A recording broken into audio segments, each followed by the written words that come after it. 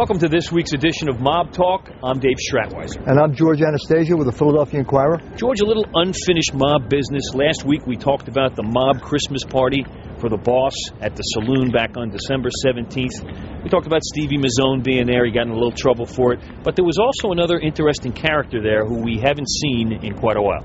Joe Scoops Licata, old school, 68 years old, goes all the way back to the Nicky Scarfo, Angelo Bruno era, and still a player. George, a little history lesson on Joe Scoops Licata. He's from Newark, New Jersey, right. The down neck section, I guess they call it. He's been around for years. What's he doing up here? Well, I mean, traditionally, the crime family of Philadelphia has always had a crew up in Newark. They're more connected to the New York guys than they are down here, but they're part of the Bruno operation back then. And Licata goes back to the days of Angelo Bruno, Nicky Scarfo, Tony Bananas, Caponegro. They're money makers. These guys have always been big-time money makers.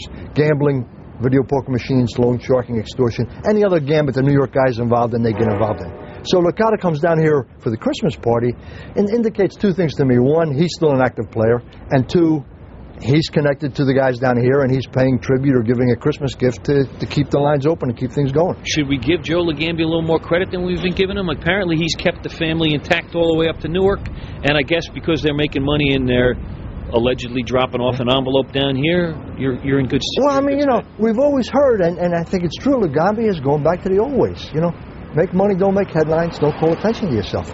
And despite all the problems this crime family has had, the structure has always been in place. I mean, they've always had people in Newark, fewer now than they used to have, and they've always had people involved in gambling, loan sharking, extortion. So in a lot of ways, Ligambia has just reestablished what always was.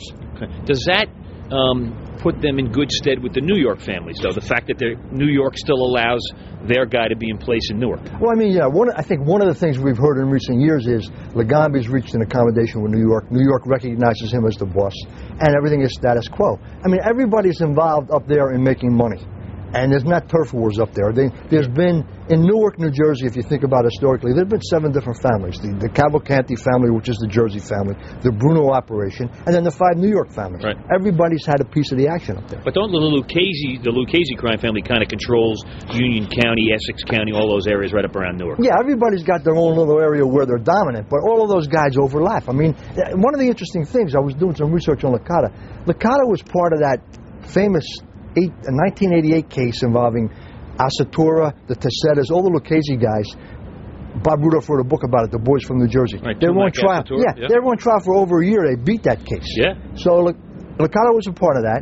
And then 2 years later, he's part of that big case that George Fresalone built when he wore a wire.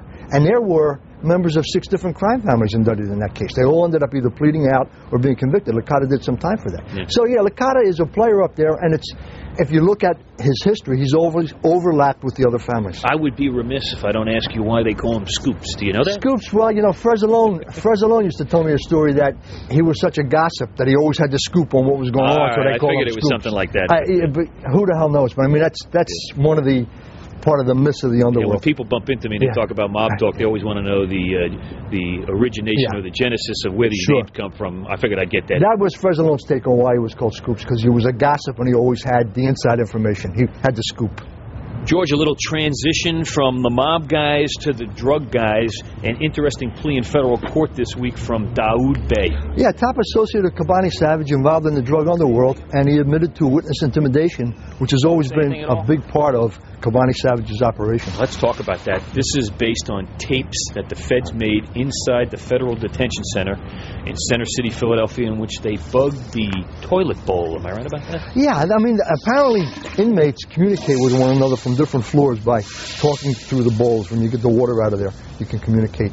And Kobani was talking about a lot of different things, and the feds got court authorization to bug his cell and listened in. Some of the most horrific tapes you're ever going to hear. Tell me about this, because this is where I was going next. Yeah. I mean, some of these conversations they caught are, what's the word I use here? I mean, violent doesn't do it justice. Doesn't begin to I mean, this is a guy on a rant who's livid about the guys that are cooperating against him, and there were apparently at least 4 associates, Eugene Coleman being the primary one, who decided to flip and cooperate. But Savage goes on rants about not only killing them, but killing their kids, killing their mothers, killing their pets, just vicious kind of stuff. And he later said he just was frustrated and angry and he never meant to follow up on any of this. But in fact, I mean, he's sitting in prison right now awaiting trial for 11 homicides, 7 of which are tied to witness intimidation. Daoud called it braggadocio. Is that what he said in court the other day? We were just bragging. It was jailhouse talk. Right. He kind of said the same thing. We never intended to do any of this, but we're just, you listen to that kind of stuff, and then you see what happens out on the streets, and it is chilling.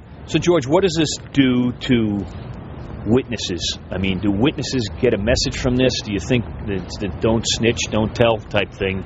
What impact does this stuff have? Well, I mean, that's the whole purpose of this from the drug dealer's perspective, is to undermine the whole judicial system. I mean, one of the tapes, the clear tape that Kabani says, no witness, no case. That's what it's about. Yeah. Okay, that's it for Mob Talk this week. We'll see you next week.